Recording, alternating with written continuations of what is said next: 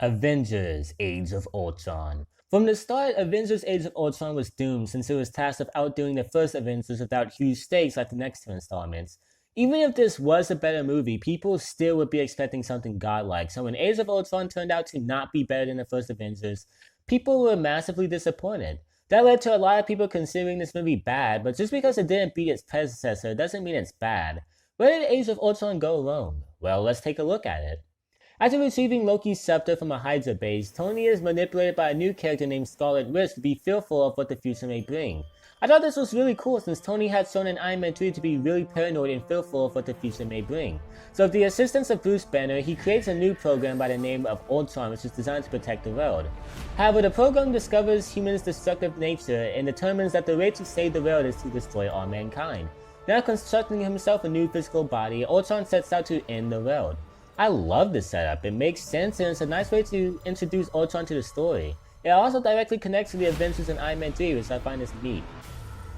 The pacing for this movie is a little too fast for its own good. There are a lot of scenes in this movie, so the movie focuses on quickly going through them. Because of that, we don't get a lot of time with Ultron and his hatred for Tony feels so underdeveloped. Yeah, the pacing is way too fast. The trailers for this movie leads you to believe it's going to be super dark and serious, but it's not. The tone is a little more serious than in the first Avengers, but not by much, and there's plenty of MCU humor. That's not necessarily a bad thing, but it's distracting considering the trailers. The characters are as great as they were in the first Avengers. They all act like they should and they work well off each other. And it's refreshing seeing the Avengers finally able to act and think like a team instead of them getting used to each other in the first Avengers.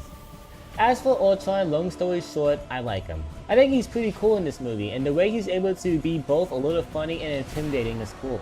However, fans were upset by the cold, menacing, unemotional Ultron from the comics and TV shows not making an appearance in this movie. However, I saw what the writers were going for. They were scared of making a bland villain, so they made Ultron have emotions to make him interesting, and I think he works. Just because he's not 100% like his comic book version doesn't mean he's a bad villain. He just works in this movie. As for the performances, they're all pretty good and everyone gives it their all. And for the action, come on, this is an Avengers movie, it's obviously top notch, and the effects are amazing, especially for Ultron. And yes, the soundtrack isn't all that memorable. In conclusion, Avengers Age of Ultron is a good movie. The story is decent, the characters are still fun, the pacing, while too fast, is still okay, the action CGI is great, and so are the performances. However, the movie isn't perfect and doesn't do much except for set up Civil War and a little for Infinity War. And not much about the characters are really explored. However, it's still a fun ride and I'm giving it a 4 out of 5.